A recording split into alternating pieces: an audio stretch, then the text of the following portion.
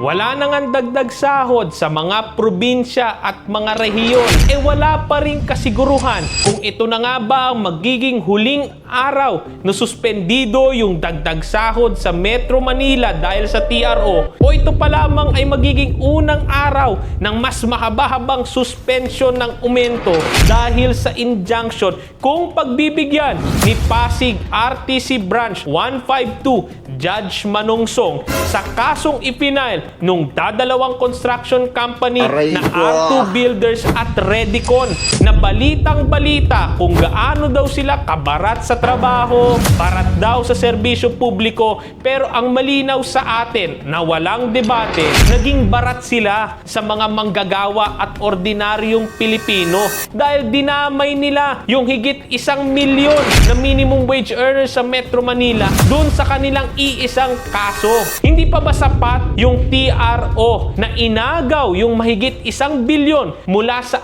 ating sahod na naibigay na pero binawi mula sa ating mga minimum wage earners sa Metro Manila, at nangihingi pa sila ngayon ng injunction o mas matagal na pagharang sa dagdag sahod hanggat maresolba yung kasong ipinail nila na wala namang batayan sa katotohanan o sa ating mga batas, kung kaya't napakahalaga na ituloy lamang natin yung pangangalampag, panawagan at pagtutok hindi lang sa magiging desisyon ni Pasig RTC Branch Manungsong, kundi pati yung kaso sa Navotas RTC Branch 287 ni Judge Lindayag del Rosario. Dahil ang usapin na ito ay hindi lang tungkol kung mai-implement yung dagdag sahod sa Metro Manila o hindi. Ito ay tungkol sa dagdag sahod sa buong bansa na pwede bang basta na lamang kahit sinong employer ay tatakbo sa korte basta ayaw nilang magbayad ng aumento. Kaya napapanahon na rin talagang itulak natin yung ating mga senador, yung ating mga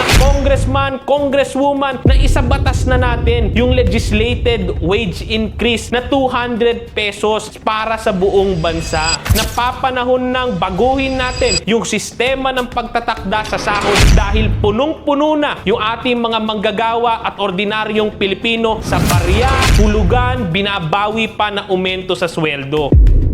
Ang kinakailangan natin ay nakabubuhay na sahod at dapat magsimula yun ngayon.